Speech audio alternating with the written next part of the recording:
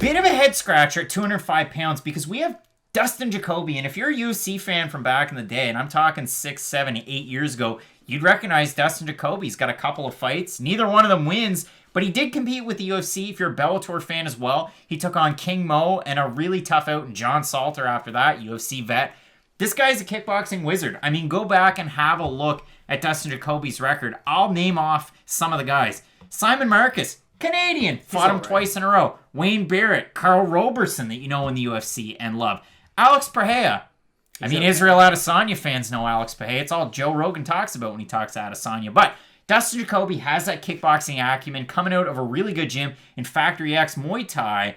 Oh boy. And I mean, we can go on and on about Factory X. You're going to have another fighter from that gym, and Alex Hernandez also on this card. But for Dustin Jacoby, took a lot of time off between his third to last fight against John Salter back in January of 2015 and his fight against Cody East with SCL. That was in June of 2019. So about 4 years off, or just over 4 years off between those fights. He beats the man, Cody East. I mean, a guy that was in the UFC for a brief stint at heavyweight. Bumps back down to light heavyweight, comes in on Contender Series this past summer. It was a really good feel-good story. He beat the brakes off of Ty Flores in the first 2 rounds. In the third round, a little closer. I mean, majority of the judges or people scoring it out there, the fans, the media members, 30-26s, some 29-26s, but Dustin Jacoby ran away with that fight and a contract, taking on El Blanco, Justin Ledet, former guest of Fight Night Picks when we used to have interviews on the channel, and maybe we'll have them once again. But Justin Ledet had so much success at heavyweight, undefeated, coming into the UFC, picking up big wins, finishing guys, Juicy Boy, Chase Sherman in his debut. Justin Ledet looked great. Why can't I have that Justin Ledet every weekend? I don't know, but he moved down from heavyweight to light heavyweight. That's when we interviewed him for this channel. It was before his fight with Johnny Walker, before he became a highlight reel in the negative sense. And he's had fights that just make me scratch my head. Like, I look at Justin Ledet, he loses to Rakic, he loses to Walker, he loses to Kammer.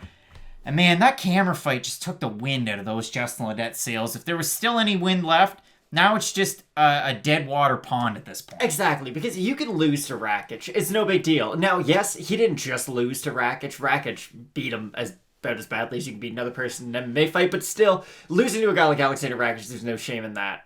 Now, Johnny Walker, again, you don't really know what you're going to get. He's fairly volatile. He's either going to knock you out in the craziest way you've ever seen, or you're probably going to do the same thing to him. He was on the losing side of that. But in the Kammer fight, we actually got to see Justin Ledet for an extended period of time at a range which he should be comfortable in, because that fight primarily took place on the feet, at boxing range. And Justin Ledet, you always hear about how good his boxing is, how crisp his hands are. And then you watch him and you're like, okay, he's got a good jab for a big guy. And in heavyweight, I felt like he was quite a bit faster than some of the people who he was fighting. He was able to use that speed to his advantage, whereas at light heavyweight, he has the hand speed of a fast heavyweight, but being a fast heavyweight down at 205, you're another one of the guys at this point. And it's not like his wrestling is at that high of a level where he can shut guys off of him, keep it on the feet, and really box the face in, hit them with the jab. He has decent jiu-jitsu, but we see him off his back a little bit too much for my liking. He doesn't really explode to try to get up to his feet as much as kind of hold, sort of stall for the rep to try to get him up. He will attack for different submissions, but it's not like there's that much of a threat behind tons of them. For Dustin Jacoby, if he does invest in the leg kick, again, spending that much time over in kickboxing against a guy who is really heavy on his front leg, like Justin Ledet with his boxing style, it's going to be really important in this fight. You can get rid of some of that movement of Ledet, because, again, I know it sounds like I'm being really hard on Justin Ledet, but his footwork is one of the better parts of his game. He is good with lateral movement side to side. So Jacoby can get after those legs early on in the fight, really invest in that early. I think it'll pay huge dividend as the fight goes on, because with Ledet, and especially at 205, he looks like he cuts a fair amount of weight to make this weight class, and I do think it drains him to a certain degree. So I think as the fight progresses, he will start to fade. And I mean, I remember it. We could clip it in here too. The fact that Justin Ledet talked about it moving down to fight Rakic. It was just the fact of, hey, I just needed to diet and eat clean, and I could make the weight fairly easily. So I don't really know. But the thing is, it's almost like a sluggish performance at 205 versus at 265. We were going through water. Now at 205, we're going through mud, and it's just not really working out for him, which is, it's disappointing, because people are going to rag on Justin Ledet. I mean, I'm not here to rag on him. I actually don't mind his fight style. At 265, it was a lot of fun. When he was winning, it was fun. 3 losses in a row, not fun. Not fun. Not fun for opposite. Ledet. Not fun for you or I. Not fun for the fight fans. I will say, though, matchmaking-wise, this fight does make a lot of sense because for Dustin Jacoby, it's enough to get a win over Cody East at heavyweight, so be it. It's enough to beat Ty Flores. That's cool. Justin Ledet's kind of that guy. All right, we gauge him here. If you beat Justin Ledet, now you're going to be fighting the 25 to 30 guys. Like, you know, a guy who's been injured, been away for a long time. Maybe we give Dustin Jacoby like a Tyson Pedro next. Maybe we give him somebody in that tier. Whereas if Justin Ledet beats Dustin Jacoby, all right, well, he's where we thought he was. He's maybe not an upper tier guy. Nope. Maybe we give him somebody that's even below that. Like, I don't even know a name that you could come up with off the top of your head. But there's guys out there in that tier. We're talking like Freight Train Hamilton, Christian Colombo type, back at heavyweight. That's for the hardcores.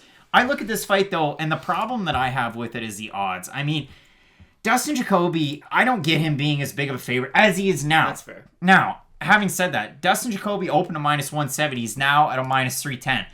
You sneaky dogs, you got him early.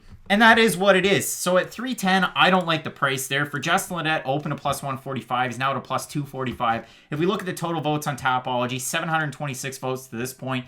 85% going Jacoby. 57% predicting him to win by knockout.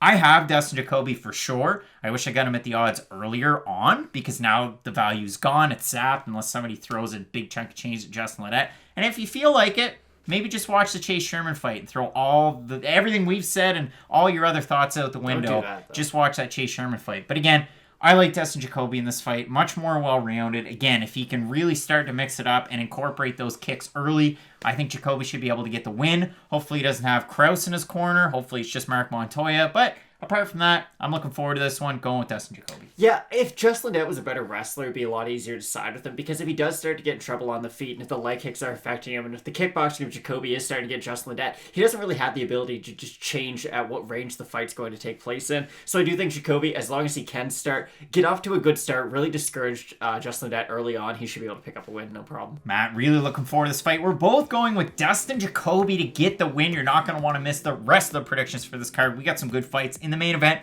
Uriah Hall taking on Anderson Silva. So keep it locked in with Fight Night Picks, Matt, as we always say. Let's get into it.